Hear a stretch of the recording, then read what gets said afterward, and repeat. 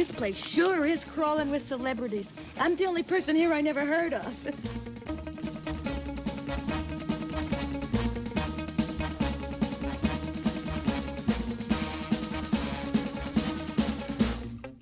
Welcome to the Innovation LabCast. After the first episode, we as the hosts, we reflected together on the Innovation Lab itself at the OLC Innovate Conference in April down in New Orleans. But in this episode 2, there's part 1, part 2, where Ben Scragg decides to dig deep and begin to uncover the career trajectories of Angela and I. And after that, in episode 3, Angela and I decide to turn the tables. But in this first part, Ben interviews Angela. I was sick that Wednesday evening, so it was just those two, and I'm kind of glad that it was, because it was fun to listen in on their conversation. And then the next day, Ben threw some questions at me. But this first part is Ben interviewing Angela, and there may have been some tears toward the end of the interview. So seriously, folks, that's how good it was. Here's the interview. Grab your Kleenex.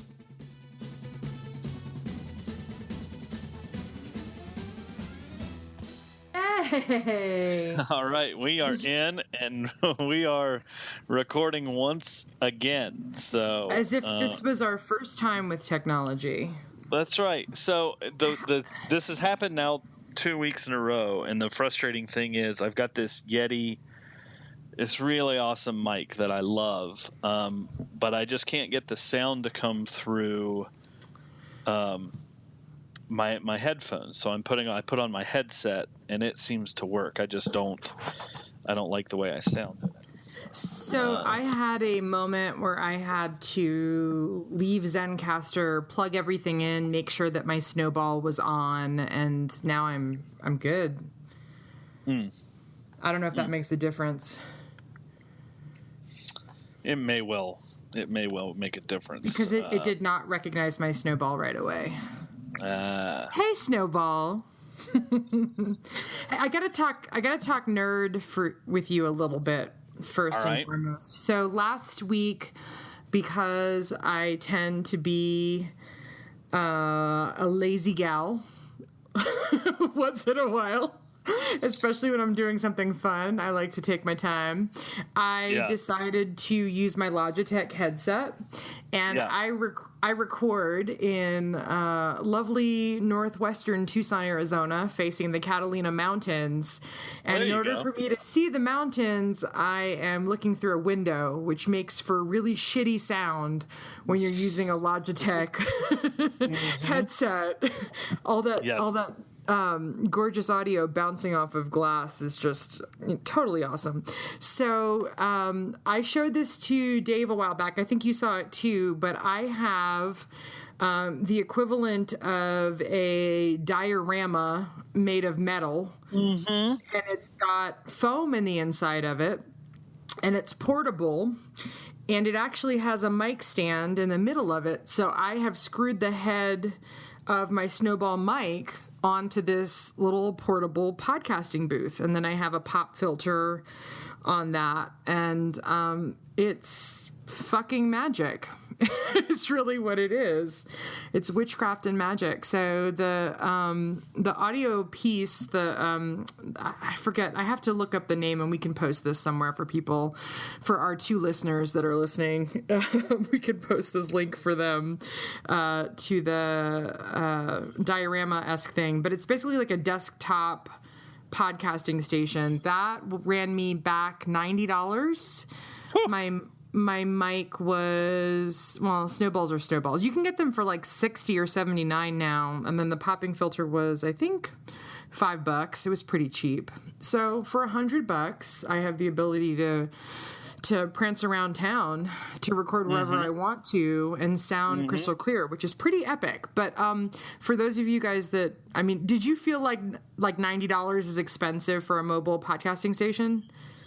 No way. I mean, that's the crazy thing is like, I'm gonna go ahead and drop like 140 here on a Yeti, 99 on. I mean, basically every Blue USB mic or anything, I'm like, yep, worth it. So at this point, it's like I could easily justify in my life spending like $400 on like 4 or 5 like different mics, and knowing that I'm only ever going to use one at one time, right? Or give one to faculty or something, and like, yeah, you can totally lend that, but like my iPad I'll give you all semester.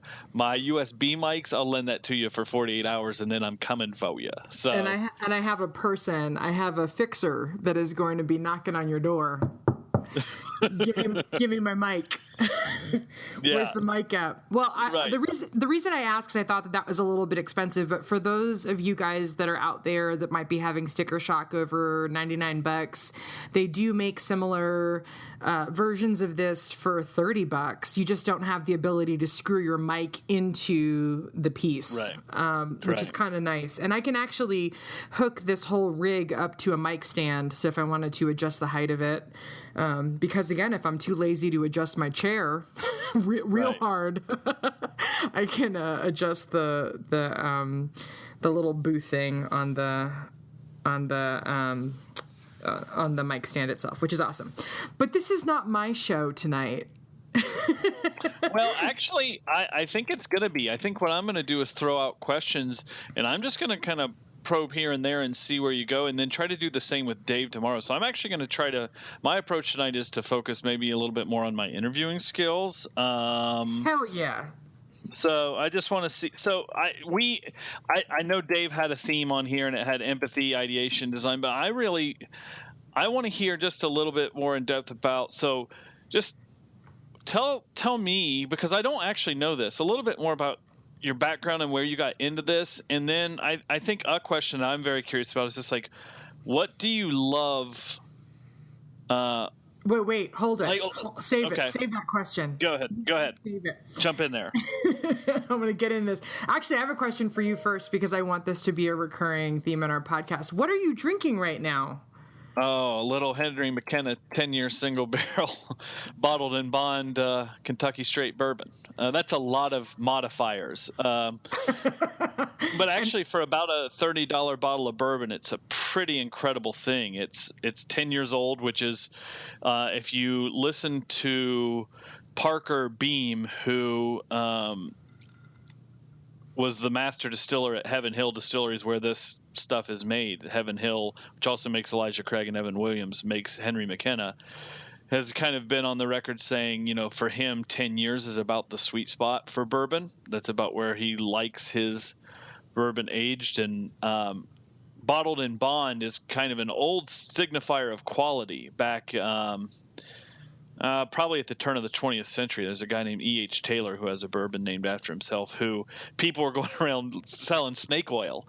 And so this guy basically wanted government regulation as a sign of quality and assurance for customers, that they knew what they were getting. And so there are all these standards around how you had to age. And it was literally there's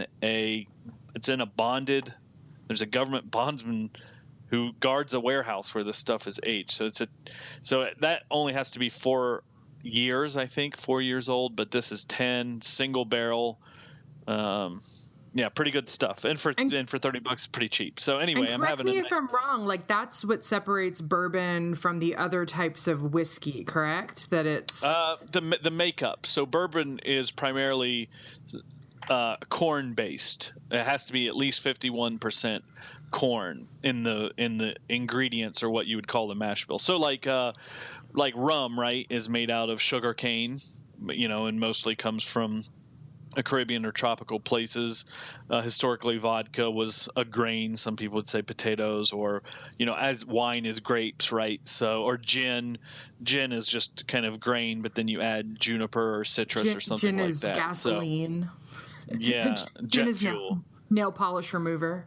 Yeah, so it's a lot of it is just it's about 51% corn, and then usually rye or wheat is the second kind of grain in there. So all whiskey is just kind of, whiskey is distilled not that differently than say vodka or gin.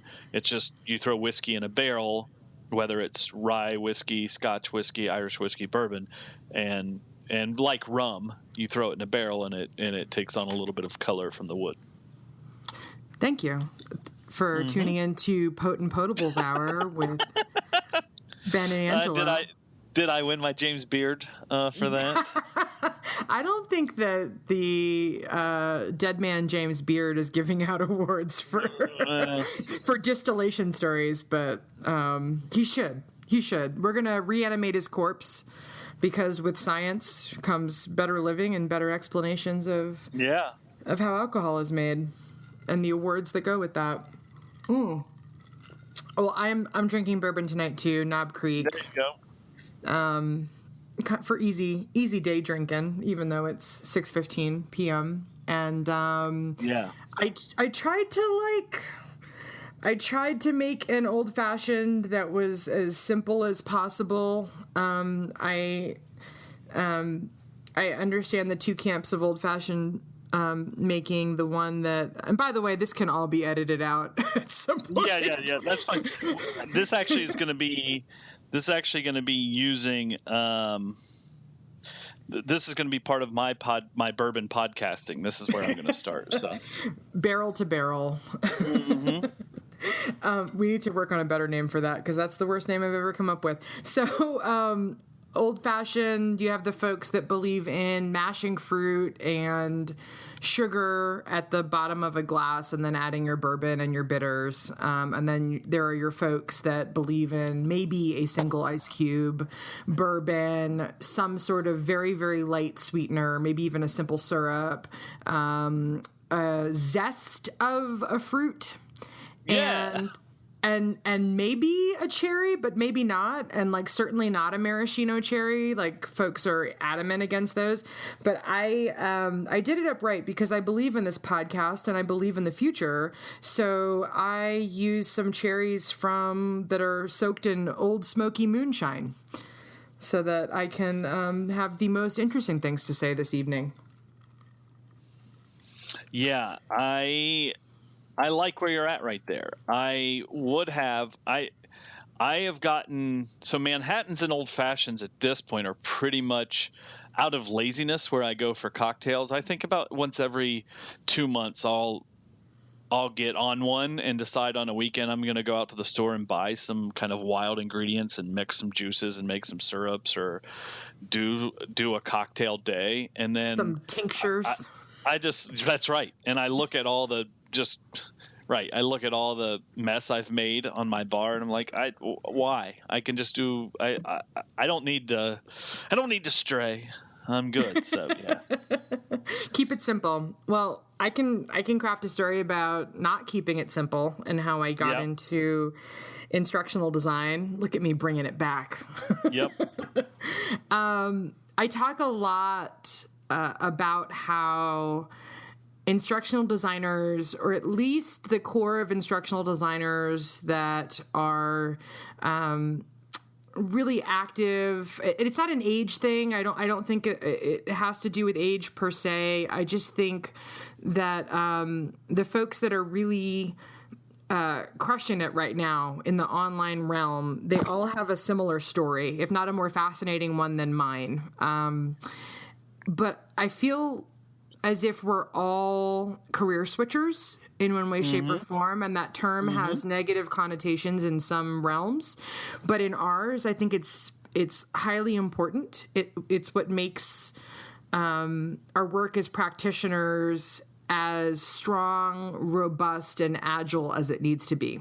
That we didn't start out our undergrad career saying, okay, I'm going to be an instructional designer. Yeah. And I'm going to wear all of the hats that come with that. I think it's also interesting that you, Dave, and I do similar things, but we all have very different titles. And ID kind of becomes a catch-all for it. But even the title itself is morphing and changing, which I'm excited about. But my story began. I'm the daughter of a polyglot, of a language professor, and of an engineer. My father is an electrical engineer and a musician. He's an accomplished Piedmont blues musician from the 1920s and 30s. Right. All sorts of awesomeness there. We're in love with music. We're in love with words. We're in love with ideas, storytelling. All of those threads are passions of everybody within our immediate family. And for me, I thought that my story was going to be that I would become a geneticist because I was always fascinated with science and, to a certain extent, art. I went to Fordham for my undergrad, and when I started at Fordham, I was sure that science was the way that I was going to go. I had come in as a sophomore with all of my AP credits. I was prepared. I was ready. I had my plan. And then through some advising snafus, I was told that in order to stay in the program that I was in, because I missed an important class that I needed to take, even though I was signed off and totally approved for me to do what I was going to do, I was going to be a year behind. So going from a year ahead to a year behind and feeling kind of like a failure for that, even though I didn't really have anything to do with that whole process, which is a totally separate story of how people's mistakes in higher ed can often become the turning point in an individual story, which is fascinating to me. So I went back to my dorm room. I was really disheartened, and my best friend, who is truly my sister from another mister, still my best friend, said to me, "Hey, you're making websites for nonprofits back in Washington, D.C., where you're from, as a side gig. Why aren't you studying that? Why are you studying pre-med when you've been already working as a web designer for how many years? And you seem to really care about it and love it." And a light bulb went off. I mean, she was my advisor. She was that, if we're looking at Joseph Campbell's monomyth, yeah, she was the wise elder. She was the mentor that sent me on my journey, gave me that little bit of knowledge of, hey, dummy, you can actually study what you're already doing for a living. And off I went. And they didn't have web design back then, and it's not even that long ago. I mean, we're talking about 2001 maybe, that this was when I made the switch. They didn't have it, so I said, what's the next best thing? I'm going to be computer science, and I'll be a studio art minor, so I'm going to get to program and paint. And what the universe did not tell me until years later was that the best thing that you can do as a web designer is learn all of the logic that comes from learning programming and all of the visual communication pieces that come from fine art. The web design stuff will come later. You'll learn it on the job. You'll learn Photoshop. You'll learn Dreamweaver. You'll learn all of the programming languages that didn't even exist at that time when you get in there on the job. But those fundamentals of how we think, of how we users think when we interact with systems, when we see pretty shiny things in front of us and all of the things that we hate, they've been teaching folks that for years and years and years. So again, I fell into all of that mistakenly. Fast forward several years, I ended up as the webmaster for the City College of New York, and I was responsible. We did like a page inventory. It was something to the tune of 40,000 unique web pages, and we had a little under 1,000 different content editors that were putting their hands on all of the different pages that were on the site. And most people would think with a title that had to do with web mistressry that it would be a lot of programming. But in actuality, it was being able to communicate with folks, being able to speak to them in their language and then translate that into a visual language, into a programming language, and make sure that what they were saying was what they wanted to communicate to their stakeholders. So go ahead. No. So I'm just so what the other thing I'm going to do tonight is, as I catch snippets of things that I don't know, maybe this is a bad way to listen, but so you just captured me. I go back and forth all the time about, depending on which way the wind is blowing, you'll catch me on which different.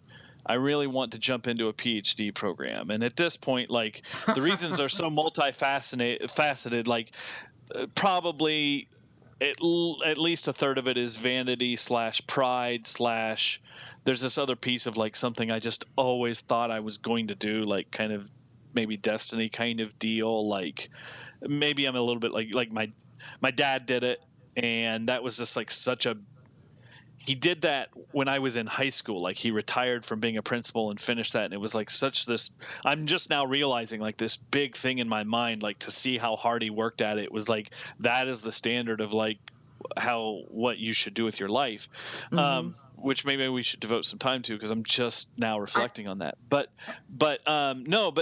then, like, depending on the day, you catch me in, like, what I want to do. But a lot of times I'm like, nah, man, just go get a master's degree in design, because that's what you want to do, right? Like, visual design. I'm finding more like the design of things, and, like, all of these books that I come across, like the design of everyday things and stuff, like, that stuff is incredible, because if you have those skills, then you can do anything, right? And so I don't know, I think about, like, should I try to just, like, create my own PhD program in the College of Ed that's half visual design? And so I Yes. wonder, because I know you're in that vein with those skills, and I just wonder how, and you may have already said this and I was lost in my own navel gazing, but, like, how has that helped you see education, by just having that skill set or even affinity for the design of things? I think it is. It's changed the relationship between the consumer or the student, and I mean it in a very affectionate way to call the student a consumer, as in they're digesting knowledge, not that they're just somebody out there spending money. But I think it changes the relationship between the consumer and then the space that they learn in. So if we're all able to communicate, and we have many tools in our Swiss Army knife to communicate with, some of them being visual, some of them being verbal, and we can use them in unique and different ways, and sometimes we have to fight against them in order to get what we need to get. It's a sobering and an empowering look at how we approach education. So I'll give you an example. When we talk about the value of higher education, and we talk about the value of those traditional experiences as we see them, the learning content itself has been a commodity that has been wholly accessible to us for a very long time. The internet flattened that. All of that is there, and it's available. But it's not contextualized for us. It's not linked together to the other things that matter. It's not curated. It's not reframed. And also, more importantly, it's not turned for us so that we understand that we're supposed to ask questions, and we're supposed to question all of that that's out there that is being lauded as truth. So even though theories and research and data and all of this is out there, we don't need to go to a classroom in order to learn it. The value of the educator becomes that mentor leading you on that journey, just like I took that journey when somebody gave me a little bit of information, them saying, okay, all of these facts are out here, but you really need to pay attention to this particular fact. And you need to start asking yourselves these questions, and you need to create knowledge that will serve as answers to these questions. And for me, because of the nature of how fine art has been taught, and particularly studio art, where you're in an open critique environment, an open studio lab environment, that's all built into the education. So I think that we have a lot to learn from that particular structure of saying, you know what, there is no one path. We're all going to meet the articulated outcomes, but we're all going to do it in different ways. And as we progress along this journey, we're going to stop. We're going to look at everybody's work that's around us. We're going to talk about it in a respectful way, but we're going to break it down into pieces.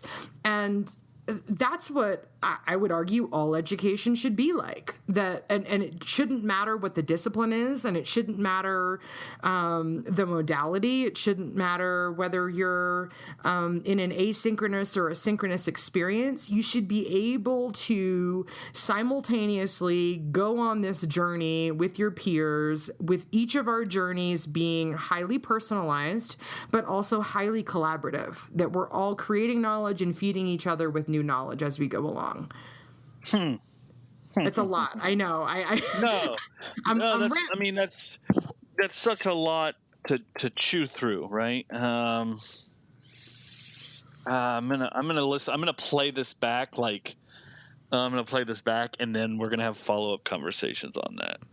Well, and we should, because I think my struggle now is, how do I take that lightning in a bottle and help a math instructor create that same experience, or help a chemistry instructor create that same experience. I'm not trying to pick on STEM right now, but just looking at all the different disciplines that come before us, and giving educators the tools that they need to make sure that the student feels like they have agency over their process. Yeah. I kind of want to dial back a little bit, because I'm fascinated by your experience with watching your father go through a doctoral program. I had the exact same experience. I was pretty young when my mom got her doctorate, but I do remember that she was busting her butt. Both me and my sister were already born. We're 6 years apart, and I was pretty young. I want to say I was maybe like 9 or 10 when she got her PhD, and it was a powerful experience. I mean, my mom, and she's not shy about talking about this, and I think it says a lot about how we all in the family prize education. She graduated from high school, has always been brilliant, has always had an affinity for languages. I mean, she has like trenchant, razor-sharp wit, but left high school and was working at McDonald's.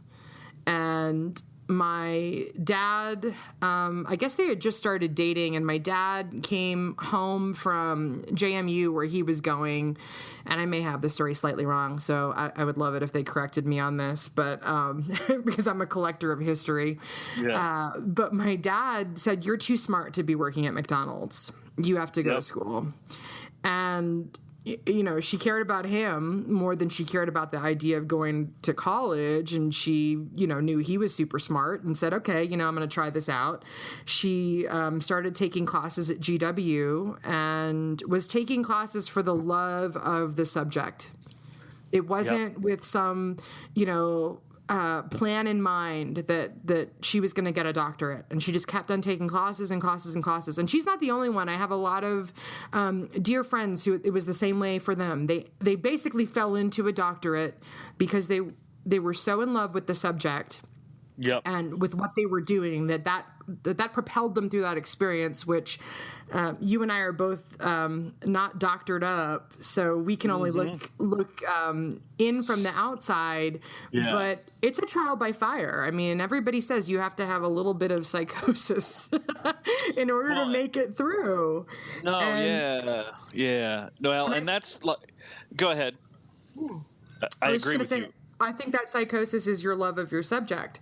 So for the entirety of my life, I felt like a terminal degree, and not necessarily an MFA, because I actually was on track for an MFA, and I said, you know what, this isn't totally what I want to do, but I felt like getting that doctorate was important to me, not only because I felt like it would be a meaningful accomplishment in my own journey. Yeah. But it was also something that I had witnessed my mom doing, and I'd witnessed other folks in my family doing. And I have a tie to it that is more than just, okay, this is an academic pursuit that I'm going to take part in. It's like I would be contributing to a tradition that my family had already espoused and had bought into, and I would be closer to them in some way for doing it, which is crazy because I've never said those words out loud before, and you're helping me kind of piece this together. Yeah, no. I think in some ways, that it would more closely align me to people that I love so very much, and not only because they love me and that they're my family, but because I love who they are and how they think and how they work and what they've done, and I want to be a part of that too. So my only struggle with this, and this is a really timely conversation. My only struggle with this is that right now I feel like I'm in the island of misfit toys. There was a time when an EDD or even a PhD for those few programs that still exist in ed tech would be what I would want to do. Right.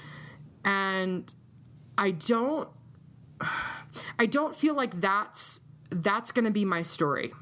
I don't feel like that's going to be the next chapter of this story.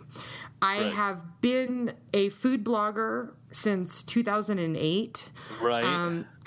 I fell into that too. I was like, who creates blogs? I don't care what you ate for breakfast. I don't care what your cat's doing. Like, blogs are stupid. And then I ended up combating the cold New York winters with a Fresh Direct grocery delivery service that would bring me all sorts of crazy ingredients into my kitchen, and I would create dishes that would challenge me. And then I ended up going into this really cool thing called the Daring Chefs, which is or the Daring Kitchen, I'm sorry, which is a secret cooking club online that is mostly populated by people all over the world, particularly in Australia, which is always hilarious when you get recipes from Australians and you have to convert them, which is not a big deal because math is easy with the internet. But the hard part is when they're on opposite seasons than you're on, and they want you to do a beef bourguignon challenge in July when you're in Phoenix, Arizona. You're like, hey, yo, that's... No, we're going to do some watermelon prosciutto right now. So, and that's that. Now, actually, you'll laugh at this. For that particular recipe, we made the beef bourguignon in the crock pot, so we didn't heat up the house. And then I I shredded the beef and wrapped it in crepes with brie and sautéed mushrooms, and I think we did like a watercress thing. So yeah, we made it happen. Yeah. And it was just a problem that was waiting to be solved. Like everything that I love in my life, it's just a problem waiting to be solved. So my current problem, and maybe you have some answers for this, is that it would be easy for me to pursue something in ed tech. Mm-hmm. And not to say that a PhD would be easy, but that maybe it would be the most common sense choice.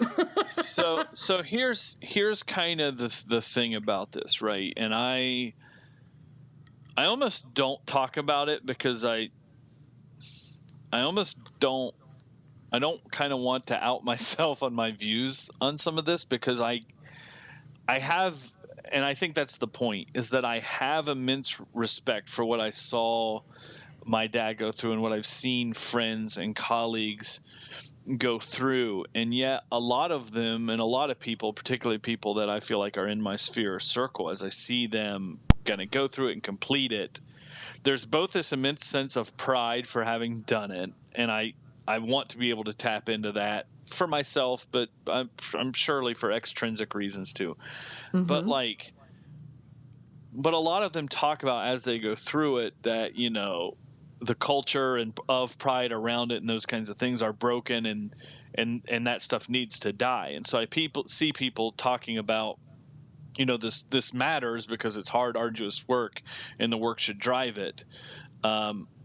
But the privilege that comes with it, and kind of just, I don't know, some of that culture around privileging it and privileging how hard it is, people kind of reject that. So I just kind of feel like I've never bought into that, only because, and it's not because, I think I'm so smart that it wouldn't be arduous or difficult or draining. Like, it's not that. I know it would be a beast, and as soon as I know what I don't know, and then I also don't know what I don't know. But I feel like in my life, when I am in that zone, you're most happy, or you're most fulfilled, I should say. Yeah. Well, and like, man, the game of school, I know this game, and even like as a person who would articulate that I'm like liberated or woke on this school game, like I feel like I can do this, particularly around feeling like I can. I that's the hard part, right? Is like there is a gatekeeping element to it. I don't have one, and yet it's a matter of like, well, I just haven't done that yet, is kind of how I look at it. So I have this little chip on my shoulder, but also a respect for it, and it feels complicated.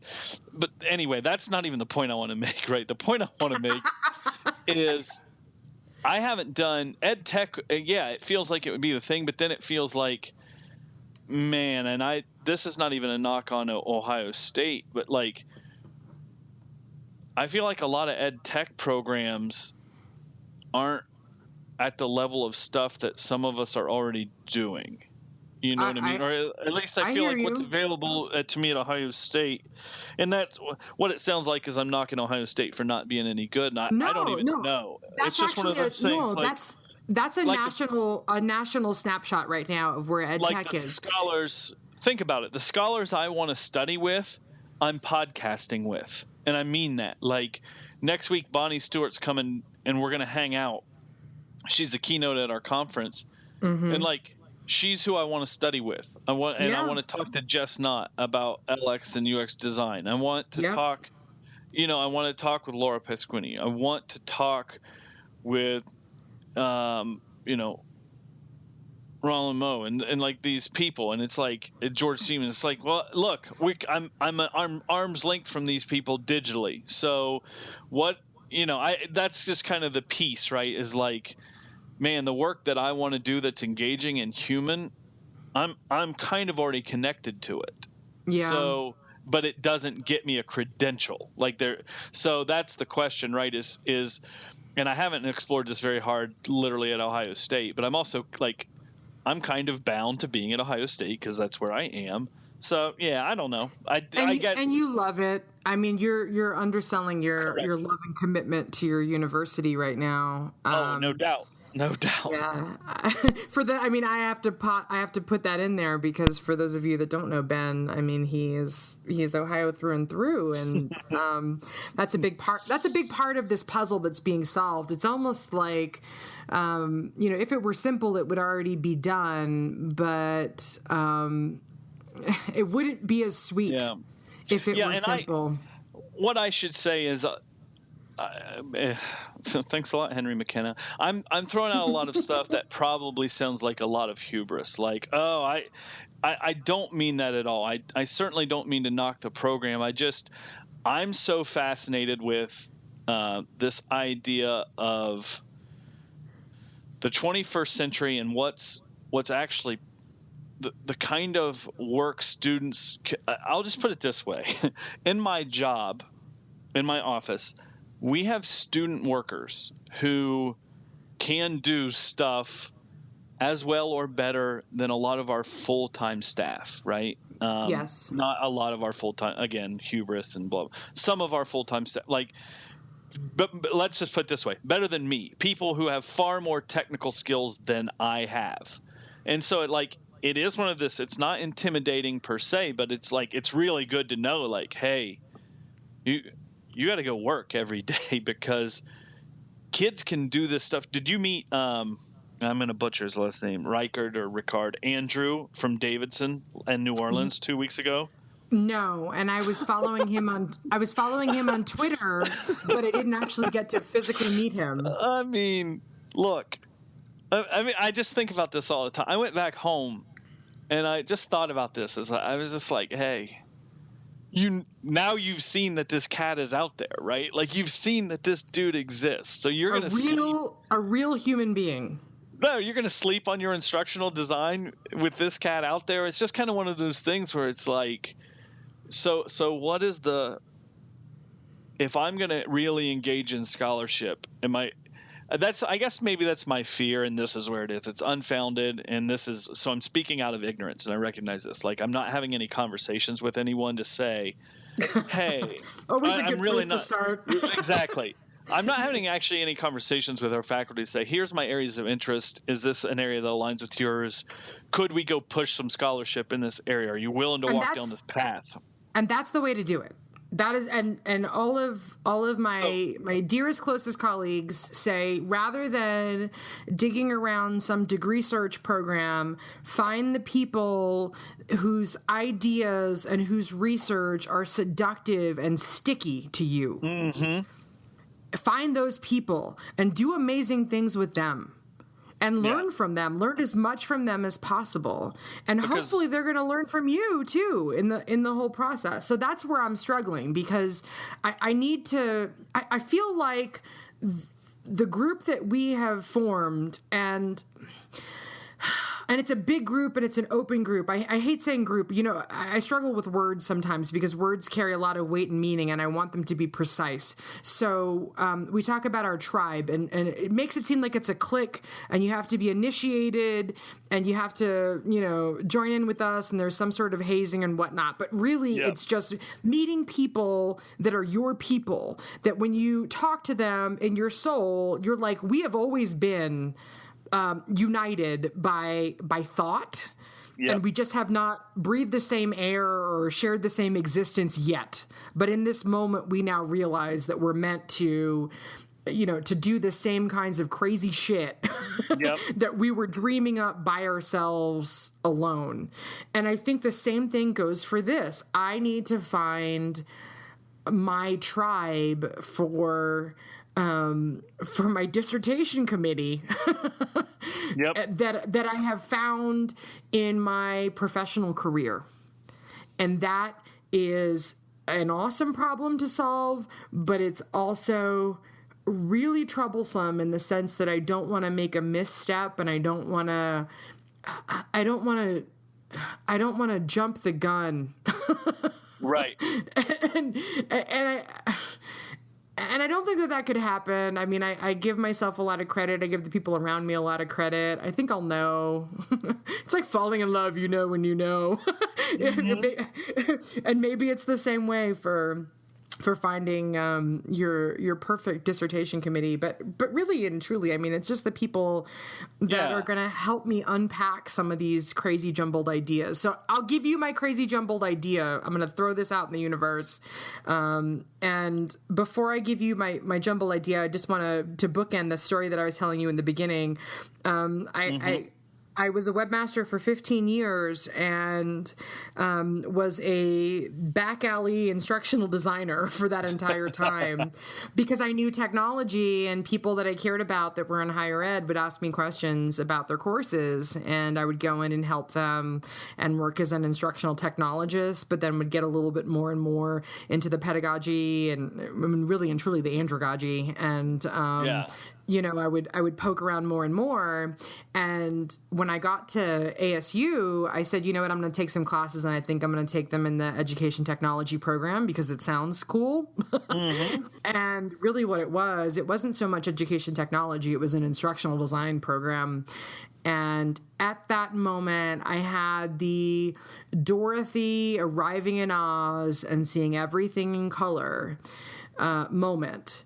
And what had happened was that not only had I come full circle for the science, which I had not had since I left my pre-med program, my first year of being an undergrad at Fordham, but I also realized that everything that I had learned for those 15 years about visual communications and the way people think and the way people make choices and the way that you talk to folks to persuade them but more importantly, compel them to action, all had to do with cog-sci research that came from the instructional design realm that was being fed to me through this program. And, the clouds parted and the angels sang, and, I knew that this is where I needed to be. And that was, 5 years ago. And even looking back at that, I mean, all the things that I've learned, you don't stop and reflect and think about your gratitude list in terms of all of the people that even came after you get the masters. You don't go through that list like you just did for me, Ben, where you said the people that I want to learn from are the people that I'm podcasting with.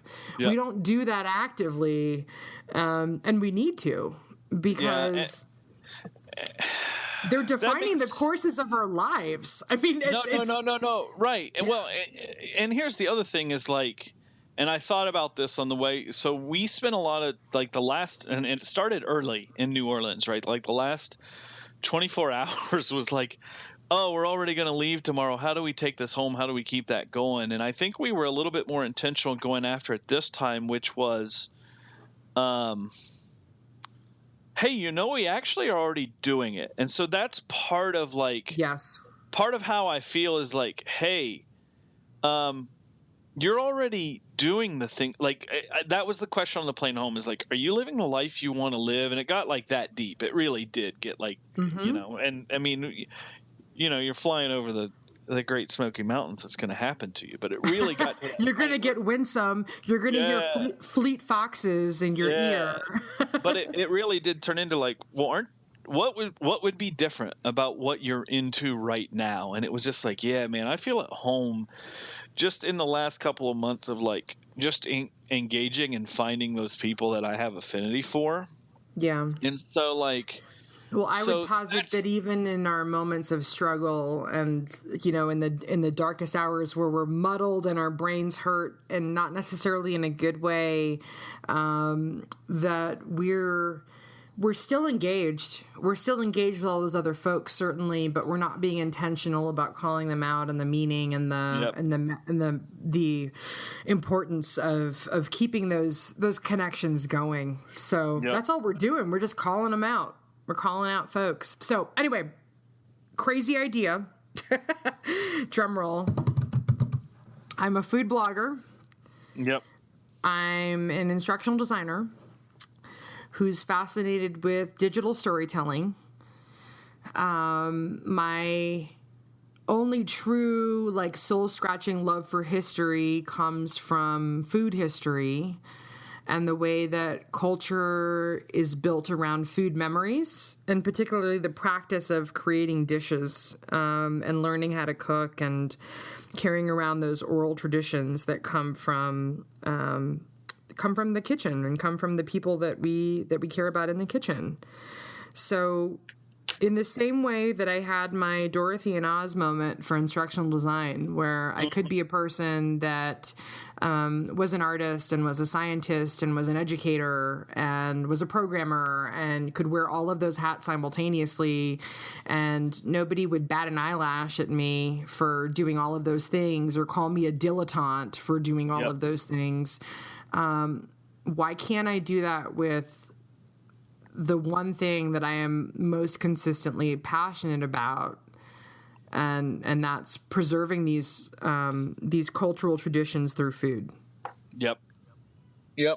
And so isn't that it, right? Isn't that the answer? It's like, hey, and this is the thing I would be curious. I'm better when I'm curious as opposed to when I presume I know stuff I don't know. We all are. And that's a fine line of when I'm doing that. But I would be really curious to ask Jess and to ask a guy who I met in New Orleans a couple weeks ago. Like, dude, I love John Stewart at Oklahoma. Would really love to pick his brain on this. It's like, so what changed, like, maybe when you finished and you've got your PhD, right? Like, because I feel like, think about what you're doing. Like, I mean, there are, I mean, that's what that's culture, that's history, that's rich, and you're living it, right? You're doing it, and that's the most powerful form of learning. Like, and if you're being honest with yourself, the difference between you and somebody on Food Network right now is literally access to the Food Network studio in some regard. And like, I think that's one of the things I feel like I felt like this in college and undergrad, where I had buddies I have a bunch of buddies who are incredibly musically talented, like the kind of thing that's like, and lots of people can be that. And I'm not even arguing that these guys are world-class special. They're probably not, or they are not, I guess. They probably are, actually, Ben. But here's but here's the thing about it is, like, that's a beautiful thing, not necessarily something to gatekeep, right? Is like how good you are at a thing. Maybe when you're talking about like the Billboard Top 200 or making money at it or something like that. But we would talk all the time about the difference between, bands that make it and people that don't. A lot of times it's just, it's sure there's a chance and everything, but also just the persistence to commit to that and the opportunity. But like, one of my absolute all-time favorite songs is a song by Wilco called The Late Greats, and it essentially has all these lyrics that, the best song will never get sung, basically the greatest band in rock and roll, you'll never hear them because the singer looked a little too old. And it's just kind of like, there's just all these interesting ideas that what I wonder is, you are doing those things. Do you feel accomplished and fulfilled in the doing? And that's what I challenge myself, is a lot of times I look around at my life and feel like, oh, I'm capable of so much, but no one's recognizing me, right? And then you just turn your head and you're like, well, that's kind of how that works, right? Like, what are you upset about? You have an incredible life with incredibly fulfilling relationships. So maybe this is just all my therapy about why I think I'm great and no one else is. But like, that is actually a little bit connected to what I think is really great about this moment right now, is I'm connecting with you all and saying, man, we're doing stuff that's important and that matters. And I'm just happy to be in this community. And that's fulfilling. So it goes back to that whole idea of funds of knowledge, and that we all have value and worth, whether we're, on the top of the ivory tower, or whether we're at the very bottom of it and told that we're never going to be a part of it. And there was an interesting thing that happened. So I connected with, and I'm trying to think about what year it was. Oh, gosh. I think it was about 2010. So I'd been food blogging for 2 years. I had known my buddy Tim Ma, who's actually a pretty well-known chef in the Washington, D.C. area. I'm underselling him. His restaurants have been on the Washingtonian best list, the Northern Virginia Magazine best list. I mean, he's a big deal. But I knew him as an engineer that worked at Raytheon back in the day, that really loved food and gave it all up with his then girlfriend, now wife, to go to cooking school, to get an externship at a big deal restaurant in New York City, to go to the Virgin Islands, and then say, you know what, I'm going to do this on my own terms, and I'm going to max out my credit card, her credit card. Yep. We're going to sell every last car. We're going to beg every last person for a bit of change to start up a restaurant. So, let me think about this. 4 restaurants later, he's living his dream. He works harder than anybody that I'd ever know. Some people might look at his life and not think it's a dream, right? But it came from this dedication and commitment to elevating food, and really it was like a puzzle just waiting to be solved. I think with that same engineering brain that he's always had, nothing ever changed. And when he first started with his first restaurant, Maple Ave, he and I connected over food, and which is kind of a remarkable thing. If you've been somebody's friend for how long, you've known them in one context. He knew me as a web designer, I knew him as an engineer, and all of a sudden we're bonding over this just total love and passion for the kitchen. We started to write a cookbook together, and we did it on opposite coasts of the country. And the question that kept on coming up from him to me was, why did I not want to become a chef? Why did I not want to study how to do that and go through that process if I really love food as much as I did? And I think for me, my love of food comes from a place that's similar to my love of education. There's that moment when people realize that their story is unique and valued and powerful and super compelling. And that happens in the classroom a whole lot when we give our students the opportunity to guide the learning, still meeting the same learning outcomes, but getting to that. Yep. To that place that we want them to be at. It happens in the kitchen too, when you ask people, okay, when did you learn to do this? Or what was that one recipe that when you perfected it, it was a fucking masterpiece? And did you intend that, or did you know that it was going to be a masterpiece as you were going about it? Or was it purely kismet that you fell upon the solution to this problem? And what does that mean to you? And if you see something, or if you smell something, or if you get a little bit of a taste of something and it triggers all of these memories that are linked to all of these memories before that, tell me about that. Dig into that. That excitement, that curiosity, that passion, the science that comes with it, the art that comes with it, is the most pure mapping of me.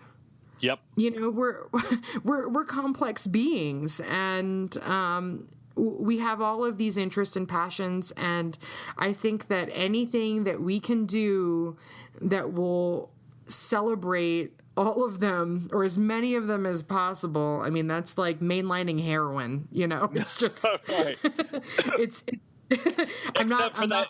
Except for that, it makes you live as opposed to kills you. But exactly, listen, minus the monkey on your back.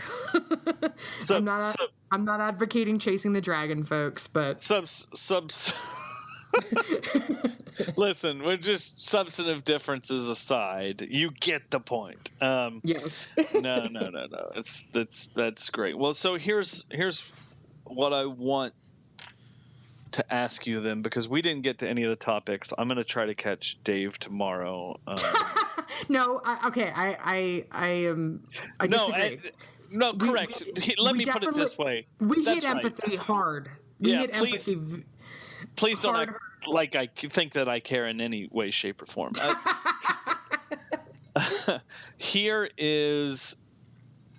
This is maybe if you don't feel like you're going to get there, let's say in a nice, well, none of our answers are nice and concise, but if you feel like this is a larger conversation and not a response, then that's fine. We can do this later. But what, just in your life, like, I don't know, broadly, is, you know, education, and maybe you don't have a narrative for this, but maybe you do. But to me, it feels like I have been honing a really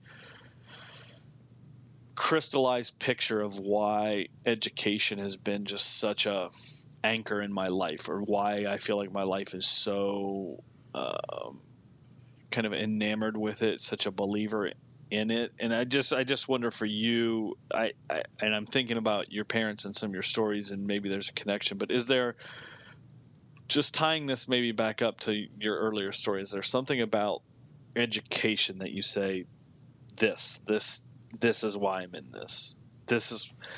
I could maybe connecting the dots backward. Is it education in particular, or is it just kind of where you've ended up? I think it's education, certainly, and again, education broader than the brick and mortar classroom. But for me, a whole lot of folks, particularly my mother and my father, but many, many other folks along the way, handed me gifts that I did not understand the magnitude of them when I received them. But I took them and I used them, and I was able to continue my journey, and it was a journey that I was in charge of, for sure. You know, they didn't give me all the things that they gave me with any sort of prescriptive intent as to how it would all go. They gave selflessly, and they gave openly, and they said, we want you to go forth and do majestic things. Yeah. And I don't want to get emotional, but I'm humbled, and I'm grateful for them for kicking that off, and I know you get that too, and I think that if we never know in this life when we're going to be of service to people. And I want to be of service to as many people as possible in the same way that they and all of the other people were of service to me. And that's the bare minimum, Ben. That's the bare minimum that I could possibly do in this life. So when we talk about, am I doing it? Am I living a life that I want to live? As long as I'm of service to the folks that are around me and helping them get to where they need to be, then I'm living the best fucking life I could possibly live. Yeah, no, it's no, it's powerful, right? So gratitude, right, is like the highest state of emotional intelligence, right? If you can live in a life of gratitude. But then I see it in one of my very best friends who started this nonprofit that I'm affiliated with and jump in, and now we're all full steam ahead. But I actually think there's one above that, right? Which is there's gratitude, and then there's gratitude that compels you to pay it forward. And I actually feel like paying it forward is like the highest level of emotional intelligence, maybe, or just like fulfillment of purpose. So no, to hear you say it, it's like, yeah, you should. That's awesome. Like, you should be emotional about that. That's like, not only is that a life's work, it is, life in service of making things better for other people is like, I don't know, man. I think a lot about, like, when you I'm raising my drink to you. Yeah, right now. when you get in that level of spiritual stuff, it's like that when you start talking about purpose and kind of just like the finite nature of like just this existence, like that's a good way to go. Well, let's put it this way: you see a lot of messages every day that don't naturally point you in that direction. All of us. And so anyway, that resonates with me. So I'm cool with that. Well, we did it. We did it. We did a lot. Thing. We did it. Well, look, listen, do some more. We didn't burn it down. I may or may not have encouraged heroin usage by accident. I'm so sorry. And I insulted every PhD in the history of PhDs. So, yeah, we stood up, and then we wound up at the end a little bit misty over the power of education. So we really did it tonight. But yeah, I'll see if Dave and I can actually burn it down tomorrow. I'll cobble this together sometime, and then we'll do it. But no, this has been. We're gonna keep doing this, but this has been. This is great. So I really appreciate it. This is a really good thing. Thank you, Ben, for making it happen. I get to pick your brain next time. You got it. 21 questions with Ben Scragg. I'm shy and I don't talk much, so none of them will be about bourbon. All of them will be about bacon. Absolutely.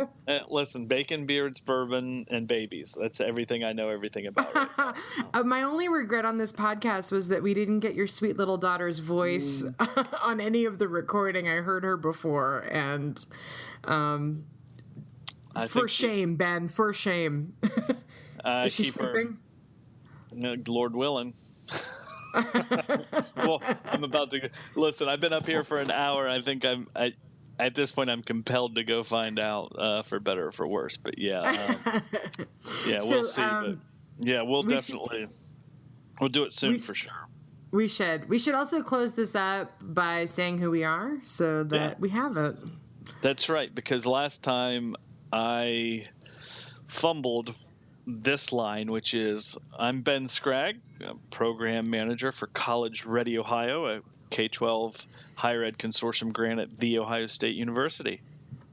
And I'm Angela Gunder, and I'm senior instructional designer for the University of Arizona's online campus, UA Online. Woo! And we'll fill that in with old David R. Goodrich tomorrow. Hi-oh. What's his middle name? Richard? Just Ranger. Ranger. As in Walker, Texas Ranger. As in Ranger Davy. That's the only way I know him. So I like to imagine that he has two other brothers, and one's middle name is Walker, and the other one's middle name is Texas. You should ask him about that next time. Actually, I may. That's great. All right, my friend. All right, I will talk to you soon. Travel safe. Thank you. All right. Bye. Bye.